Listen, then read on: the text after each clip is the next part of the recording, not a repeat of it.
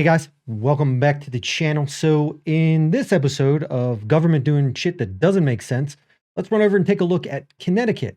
So Connecticut, absolutely insane. Connecticut law would axe fitness requirements for female firefighters. Guys, I don't know about you, but if I'm dying in a fire, I want The Rock or the Liver King coming through the door. Both of them steroided up. Just pick me up like a puppy and carry me out.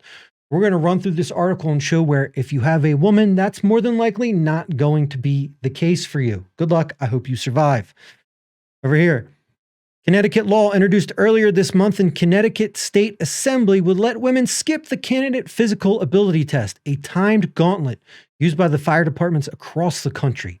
The test, which only 10 to 15% of women pass, requires candidates to complete intense physical tasks while wearing a 50-pound vest designed to simulate the experience of navigating a fire in heavy gear and weed out those unable to do so. Guys, the article goes on to say, the gear that they wear, unlike the military, where most uniforms and equipment vary by gender, all firefighters wear the same gear, which weighs at least 59 pounds, 9 pounds more than the vest used in the physical assessment.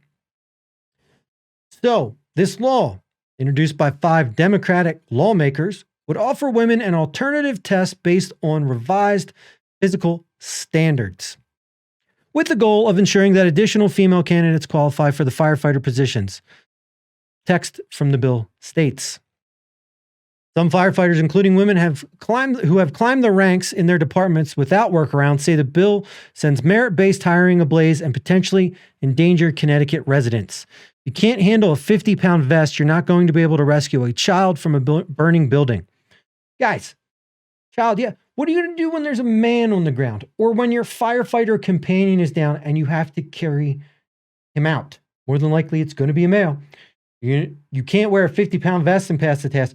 You're going to have 59 pounds of gear on, and then you're going to carry a 200-pound man down some stairs and out of a building. Like, come on. This is just going to get people killed. It is absolutely and utterly ridiculous. If you have to have a separate test because you can't pass the actual test that is designed to reflect the environment and was required of the job, you shouldn't be a firefighter. I said what I said. Like, it's just how it goes.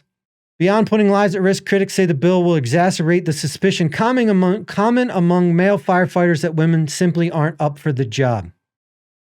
Guys, if you can't pass the test, I have the same suspicion. This just absolutely erodes the camaraderie, which my understanding, I've never been a firefighter. I don't claim any right to that. But my understanding and knowing a lot of firefighters, there's a camaraderie in there, and there's I have to have faith that my fellow firefighter is going to get me out of the scenario if something happens. If you're in a fire and something's happening to you and you look over and it's someone you know couldn't pass the physical test, how are you going to feel in that scenario? Are you going to want that person on your shift? Are you going to be, yeah, put me on the shift with Carol. She took the alternative test. That sounds great. No. You're not going to want to be on the shift with Carol. You're going to ostracize Carol. You're going to do everything you can to be away from Carol because Carol puts your life at danger. You have a job that you're already risking your life at, and now you're being handicapped by Carol. Like, what are we doing?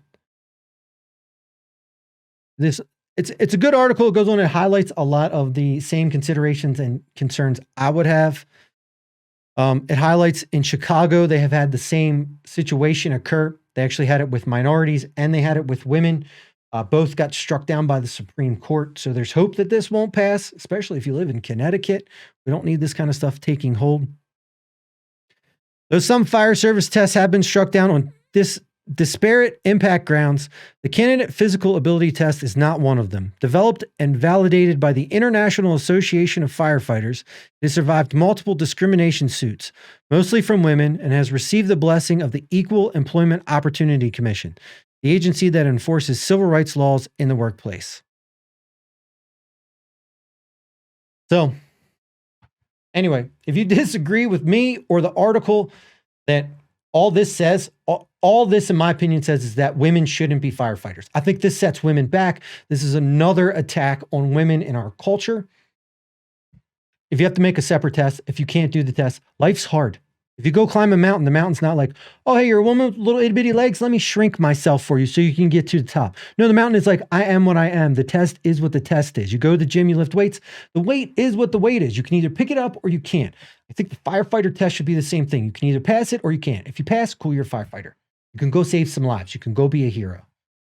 Can't pass the test, you don't have the right to go risk other people's lives.